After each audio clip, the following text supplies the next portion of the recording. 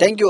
ನಾನು ಮೈಲಾರಿಪುರ ಬೆಳಗಾವಿಯ ಜಿಲ್ಲಾ ವರದಿಗಾರ. ಪ್ರಮುಖವಾಗಿ ಗಡಿ ಭಾಗದಲ್ಲಿ ಡ್ರಗ್ ಸಪ್ಲೈ ದಂಧೆ ಜೊತೆಗೆ ಕಾರ್ಖಾನೆಗಳು ಇದಾವ ಅನ್ನೋದ್ರ ಬಗ್ಗೆ ರಿಪಬ್ಲಿಕ್ ಕನ್ನಡ ಇವತ್ತು ರಿಯಾಲಿಟಿ ಚೆಕ್ ಅನ್ನ ಕೂಡ ಮಾಡ್ತಿರುವುದು. ಸದ್ಯ ಬೆಳಗಾವಿಯಿಂದ ಸುಮಾರು 20 ಕಿಲೋಮೀಟರ್ ದೂರದಲ್ಲಿ ಇರುವಂತಹ ಹಾಜಗೋಳಿ ಎಂಬ ಗ್ರಾಮದಲ್ಲಿ ನಿನ್ನೆ ಅಷ್ಟೇನು ಮಹಾರಾಷ್ಟ್ರದ ಮಾದಕ ವಸ್ತುಗಳ ವಿರೋಧ ಪಡೆ ಇಲ್ಲಿ ದಾಳಿಯನ್ನ ಮಾಡಿತ್ತು. ಸುಮಾರು ಕೋಟ್ಯಾಂತರ ರೂಪಾಯಿ ಡ್ರಗ್ಸ್ ಅನ್ನ ವಶಕ್ಕೆ ಪಡೆದಿತ್ತು. ಇದಕ್ಕೆ ಅಂಡರ್ ವರ್ಲ್ಡ್ ಲಿಂಕ್ ಇದೆ ಅನ್ನೋ ಒಂದು ಗಂಭೀರವಾದಂತಹ ಆರೋಪ ಕೂಡ ಇರುವಂತದ್ದು. ಸದ್ಯ ಏನು ಕೊಲ್ಲಾಪುರ ಜಿಲ್ಲೆಯ ನಂದಗಡ್ ತಾಲೂಕಿನ ಹಾಜಗೋಳಿ ಅನ್ನೋ ಒಂದು ಗ್ರಾಮದಲ್ಲಿ ಇರುವಂತದ್ದು. ಈಗಾಗಲೇ ಇಲ್ಲಿ ಸುಮಾರು ಕೋಟ್ಯಾಂತರ ರೂಪಾಯಿದ್ದು ಡ್ರಗ್ಸ್ ಸಿಕ್ಕಿರುವ ಹಿನ್ನೆಲೆಯಲ್ಲಿ ಇದನ್ನ ಈಗ ಸೀಸ್ ಅನ್ನ ಕೂಡ ಮಾಡಿರುವಂತದ್ದು. ಈ ರೀತಿಯಾಗಿ ಕಳೆದ 2025 ಡಿಸೆಂಬರ್ ಅವಧಿಯಲ್ಲಿ ಕೂಡ ಬೆಂಗಳೂರಿನಲ್ಲಿ ಮಹಾರಾಷ್ಟ್ರದ ಈ ಅಧಿಕಾರಿಗಳು ದಾಳಿಯನ್ನ ಮಾಡಿದ್ರು. ಅವಾಗೂ ಕೂಡ ಸುಮಾರು 55 ಕೋಟಿಗೂ ಹೆಚ್ಚಿನ ಡ್ರಗ್ಸ್ ಅನ್ನ ಅಲ್ಲಿ ಏನು ಜಪ್ತಿಯನ್ನ ಮಾಡ್ಕೊಂಡಿದ್ರು. ಹಾಗಾಗಿ ಗೋವಾ, ಮಹಾರಾಷ್ಟ್ರ, ಕೊಲ್ಲಾಪುರ ಸಲೀಸಾಗಿ ಈ ಡ್ರಗ್ಸ್ ಅನ್ನ ಸಪ್ಲೈ ಮಾಡುವಂತಹ ಗ್ಯಾಂಗ್ಗಳು ಈ ಭಾಗದಲ್ಲಿ ಆಕ್ಟಿವ್ ಇದ್ದಾವ ಅನ್ನೋದ್ರ ಬಗ್ಗೆ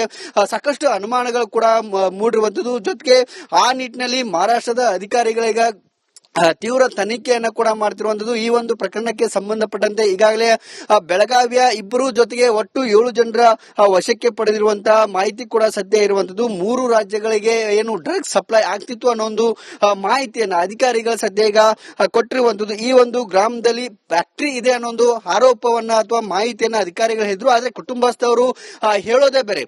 ನಮ್ಮ ಏನು ಸ್ನೇಹಿತ ಅಂದ್ರೆ ಒಬ್ಬ ಸಂತೋಷ್ ಎಂಬಾತ, ಆರೋಪಿ ಸಂತೋಷ್ ಎಂಬಾತ ಏನು ಅಂಗಡಿಗೆ ಬೇಕಾದಂತ ವಸ್ತುಗಳಿದ್ದಾವೆ, ಹಾಗಾಗಿ ಅವುಗಳನ್ನ ಇಟ್ಟು ಹೋಗ್ತೇನೆ ಅನ್ನೋ ಒಂದು ಮಾತನ್ನ ಅವುಗಳನ್ನ ಇಟ್ಟು ಹೋಗಿದ್ರು. ಹಾಗಾಗಿ ನಮಗೂ ಮತ್ತು ಈ ಒಂದು ಪ್ರಕರಣಕ್ಕೂ ಯಾವುದೇ ರೀತಿಯಾದಂತಹ ಸಂಬಂಧಗಳಿಲ್ಲ. ಹಾಗಾಗಿ ನಮ್ಮನ್ನ ಇಲ್ಲಿ ಟ್ರ್ಯಾಪ್ ಮಾಡಲಾಗಿದೆ ಅನ್ನೋ ಒಂದು ಏನು ಜಮೀನಿನ ಮಾಲೀಕರು ಸದ್ಯ ಈಗ ಹೇಳ್ತಿರುವಂತದ್ದು. ಆದ್ರೆ ಈ ಒಂದು ಕೋಳಿ ಫಾರ್ಮ್ ನಲ್ಲಿ ಸುಮಾರು 1,15,00,000 ಮೌಲ್ಯದ 808 ಗ್ರಾಂ ಡ್ರಗ್ಸ್ ಜೊತೆಗೆ ರಾಸಾಯನಿಕ ಪದಾರ್ಥಗಳ ಜೊತೆಗೆ ಯಂತ್ರೋಪಕರಣಗಳನ್ನು ಕೂಡ ಜಪ್ತಿಯನ್ನ ಕೂಡ ಮಾಡಿರುವಂತದ್ದು. ಒಟ್ಟಾರೆ ಈಗ 7 ಜನರ ಬಂಧನ ಕೂಡ ಆಗಿರುವಂತದ್ದು. ಇದಕ್ಕೆ ಅಂಡರ್ ವರ್ಲ್ಡ್ ಏನು ಲಿಂಕ್ ಇದೆ ಅನ್ನೋ ಒಂದು ಮಾಹಿತಿ ಕೂಡ ಇರುವಂತದ್ದು. ಜೊತೆಗೆ ಈ ಒಂದು ಭಾಗದಲ್ಲಿ ಗೋವಾ, ಕೊಲ್ಲಾಪುರ ಜೊತೆಗೆ ಕರ್ನಾಟಕ ಏನ್ ಗಡಿ ಸಂಪರ್ಕವನ್ನ ಮಾಡ್ತಾ ಇಲ್ಲಿ ಸರಿಯಾದಂತ ಚೆಕ್ ಪೋಸ್ಟ್ ಗಳಿಲ್ಲ. ಹಾಗಾಗಿ ಇಲ್ಲಿ ಏನ್ ಗೋವಾ ಮಧ್ಯೆ ಇರಬಹುದು, ಮಾದಕ ವಸ್ತುಗಳು ಇರಬಹುದು, ಈ ಎಲ್ಲ ವಸ್ತುಗಳನ್ನ ಸಲೀಸಾಗಿ ಸಾಗಾಟ ಮಾಡೋದಕ್ಕೆ ಅವಕಾಶಗಳಿರುತ್ತೆ. ಹಾಗಾಗಿ ಕರ್ನಾಟಕ ಪೊಲೀಸರು, ಕೊಲ್ಲಾಪುರದ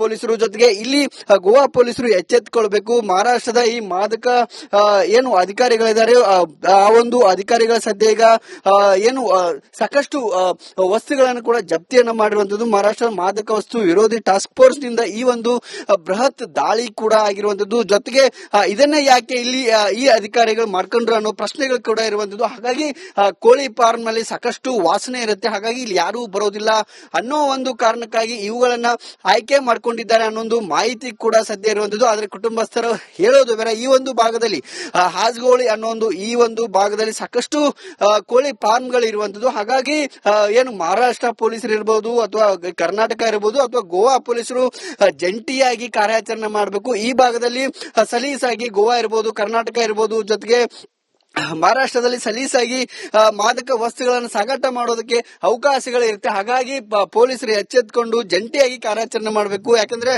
ಕಳೆದ ವರ್ಷ ಬೆಂಗಳೂರಿನಲ್ಲಿ ಕೂಡ ದೊಡ್ಡ ಪ್ರಮಾಣದಲ್ಲಿ ಡಿಸೆಂಬರ್ ಏನು 2025 ಅವಧಿಯಲ್ಲಿ ದೊಡ್ಡ ಪ್ರಮಾಣದಲ್ಲಿ ದಾಳಿ ಕೂಡ ಆಗಿತ್ತು. ಅದು ಕಾಂಗ್ರೆಸ್ ಮತ್ತು ಬಿಜೆಪಿಯ ಕೆಸರೆರಚಾಟಕ್ಕೂ ಕೂಡ ಕಾರಣ ಆಗಿತ್ತು. ಹಾಗಾಗಿ ಅಧಿಕಾರಿಗಳು, ಕರ್ನಾಟಕದ ಅಧಿಕಾರಿಗಳು ಕೂಡ ಎಚ್ಚೆತ್ತುಕೊಂಡು ಏನು ಈ ಒಂದು ಮಾದಕ ವಸ್ತುಗಳ ಏನು ಸಾಗಾಟ ಆಗ್ತದೆ ಅದನ್ನ ತಡೆಯುವ ನಿಟ್ಟಿನಲ್ಲಿ ಸೂಕ್ತ ಕ್ರಮಗಳನ್ನು ಕೂಡ ಕೈಗೊಳ್ಳಬೇಕಿರುವಂತದ್ದು. ಇದಿಷ್ಟು ಇಲ್ಲಿನ ಸುದ್ದಿ. ಮುಂದಿನ ಸುದ್ದಿನ ಕೊಡೋದಕ್ಕೆ ನನ್ನ ಸಹೋದ್ಯೋಗಿದ್ದಾರೆ. ಓಟಿವಿ.